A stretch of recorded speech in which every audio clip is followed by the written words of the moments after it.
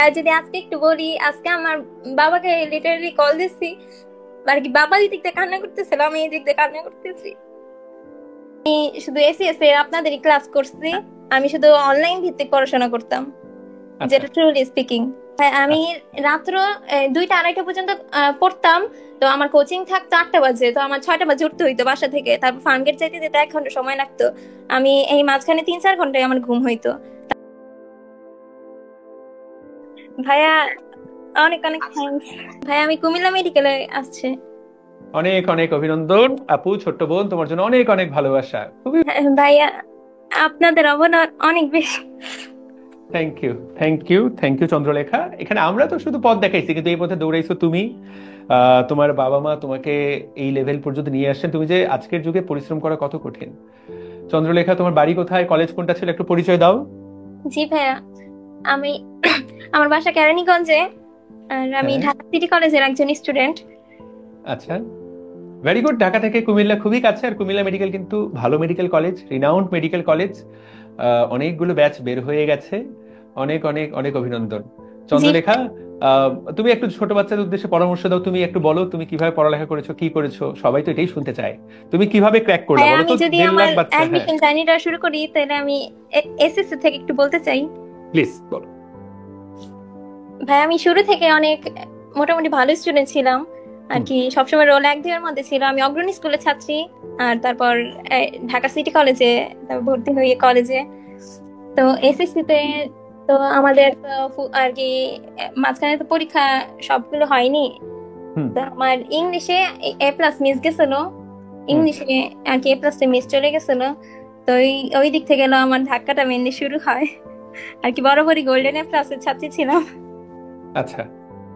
তো তারপর আমরা বরাবরই আর কি মধ্যবিত্ত ফ্যামিলির, আর কি মধ্যবিত্ত ফ্যামিলির। চন্দ্রলেখা, তোমার আবেগ দেখেই বুঝতে পারছি যে বাবা তুমি অনেক পরিশ্রম করেছো।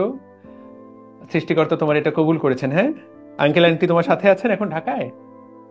হ্যাঁ হ্যাঁ, মা একটু নিচে আছে। আমি আমি এখন একাই আছি আর কি। খুব ভালো, খুব ভালো বাবা। তুমি তারপর এইচএসসি তে যদি বলি, পড়ালেখা পড়ালেখা করলে কিভাবে? গত 3 মাস, শুধু এইটুকু বলো সবার জন্য, গত 3 মাস তুমি পড়ালেখা করলে কিভাবে? ভাই আমি কিন্তু কোনোটাতে ফুল কোর্সে ভর্তি ছিলাম না। আমি শুধু এসিএস এ ফুল কোর্সে ভর্তি ছিলাম। অ্যাচিভে হ্যাঁ। ফার্ম গেটে আর কি ফার্ম গেটের ইসে ভর্তি ছিলাম, ওই জায়গায় এক্সাম দিতাম। আর সব জায়গায় এক্সাম ব্যাচে ভর্তি ছিলাম স্পেশালি। আচ্ছা আচ্ছা আর আচ্ছা। কোনোটাতে আমি শুধু এসিএস এর আপনাদেরই ক্লাস করছি। আর কোনোটাতে আমি আর কি ফুল ব্যাচে তুমি ভর্তি তুমি ছিলাম। অনেস্টলি বলো তো, আমরা কি তোমাকে আসলে সাহায্য করতে পারছি? অনেস্টলি বলো।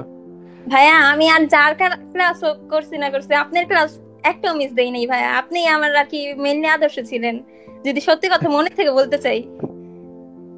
Thank you so much. But আমার ঠিক আছে, আমি না হয় করছি। আমরা ওভারঅল যে সার্ভিসটা দেওয়ার ব্যবস্থা করেছি, এটা কি তোমার কাজে লাগছে কিনা, যদি জি ভবিষ্যতে ভাইয়া, বাচ্চা অবশ্যই কাচ্চারা আমি বলতে চাই, আমাদের উপর আমার ধরো। শুধু অ্যাডমিশনে আমার শুধু কাজে লাগে নাই। আমি আমি এইচএসসির পর থেকে আপনাদের সার্ভিসটা পাই, কারণ আমি আর কি বাসায় আমার একজন টিচার ছিল, কিন্তু আমি কোথাও কোচিং এইগুলি করতাম না। আমি শুধু অনলাইন ভিত্তিক পড়াশোনা করতাম, আচ্ছা যেটা ট্রুলি স্পিকিং। চন্দ্রলেখা, তোমার সাথে কি সেলিব্রেশনে দেখা হবে? তুমি আসবা তো নাকি? জি ভাইয়া, অবশ্যই ভাইয়া। তুমি আমাকে বলো তো বাবু, তোমার কোন গুণটার জন্য তুমি চান্স পাইলা? 1.5 লাখ বাচ্চা তো পরীক্ষা দিয়েছে। তোমার কি মনে হয় তুমি কেন চান্স পাইলা? কোন জিনিসটা ভাইয়া তোমাকে আমি আলাদা করেছে অনেক সবার চেয়ে? অধ্যবসায় আছি, আমি অনেক ধৈর্য ধরে পড়াশোনা করছি। আমি যে পরিমাণ কষ্ট করছি আর কি। একটু একটু সবার সাথে শেয়ার করো না, কতক্ষণ পড়ালেখা করছো একটু। এগুলা তো ছোট বাচ্চারা ভাইয়া আজকে আমি খালি। আমি এই অ্যাডমিশনের টোটালি বলতে গেলে আমি 3-4 ঘন্টা ঘুমাইছি। যেটা মনের থেকে কথাটা বললাম, আমি কোনো এক্সট্রা কোনো ইসের জন্য কথা বলি নাই। মানে 3-4 ঘন্টা দিনে? না ভাই, আমি রাত্র 2টা 2:30 পর্যন্ত পড়তাম। তো আমার কোচিং থাকতো 8টা বাজে, তো আমার 6টা বাজে উঠতে হইতো বাসা থেকে, তারপর ফার্মগেট যাইতে যেতে 1 ঘন্টা সময় লাগতো। আমি এই মাঝখানে 3-4 ঘন্টায় আমার ঘুম হইতো। তাছাড়া সারাদিন আমি আমি সবসময় আর কি। তারপর বাসায় আসতাম কয়টা বাজে, বাসায় 12টা 1টা বাজে আসতাম ওই কোচিং এর পরীক্ষাগুলি দিয়ে। তারপর 12টা বাজে আইসা তারপর এই নিজে পড়াশোনা করতাম। ওই তো তখন কিছু লাঞ্চ টাঞ্চ করে তারপর নিজে আবার পড়াশোনা টেবিলে বসে যেতাম। তো তারপর বাসার টিচার আসলে ওনার কাছে আমি শুধু কোশ্চেন সলভ করতাম, যেগুলি ভুল করে আসছি ওইগুলি স্যার কোথা থেকে কই ভুল করছে এইগুলি শুধু কোশ্চেন সলভ করতাম। তারপর স্যারের কাছে 1-1.5 ঘন্টা পড়তাম। তারপর আপনাদের ক্লাস আমি লাইভে করতাম না কখনোই। আমি আচ্ছা, সব রেকর্ডেড ক্লাস করছি ভাই। Very good. Very good. তোমার যেটা ভালো লাগবে, অনলাইনে তো এটাই সুবিধা। লাইভে হলে তো নিজের সময়ের সাথে অনেক কিছু মেলে না। চন্দ্রলেখা, তুমি যা বললা 3-4 ঘন্টা ঘুমাইছো, সত্য কথা কি জানো, এটাই বাস্তবতা। এখানে যাদের কথা বলবো বেশিরভাগই দেখা যাবে যে তুমুল পরিশ্রম করেছে, হয়তো বা কাউকে 15 ঘন্টা পড়তে হয়, কাউকে 10 ঘন্টা, কাউকে 8 ঘন্টা, কিন্তু ডেডিকেশন দেওয়া ছাড়া এই জিনিস ক্র্যাক করা। হ্যাঁ, আর আমার ফার্ম গেটে কিন্তু অ্যাচিভে কিন্তু আমার সবসময় আর কি প্লেস থাকতো, ফার্স্ট সেকেন্ড এই ধরনের থাকতো, কিন্তু এক্সপেকটেশনটা একটু বেশি ছিল যে ঢাকার মধ্যে হবে। কিন্তু ভাই আমি এখন মনে এটাই বুঝাইছি যে আমার পরীক্ষা যদি আমি ওই পরীক্ষার হলে যদি আমার পরীক্ষাটা আরো খারাপ হয়ে যেত, আমি যে না না ধরে রাখতে পারতাম, আমি যা পাইছি আমি ভগবানের কাছে এটাই অনেক প্রার্থনা করি। আবার শোনো, ঠিক আছে, ঢাকার মধ্যে থাকলে অবশ্যই একটু তো ভালো লাগে, ঢাকা হলো ধরো বাংলাদেশের রাজধানী, কিন্তু এগুলো আসলে ম্যাটার করবে না। বুঝাতে পারলাম? তুমি যদি মেডিকেলে মেডিকেলে ঢোকার পরে জাস্ট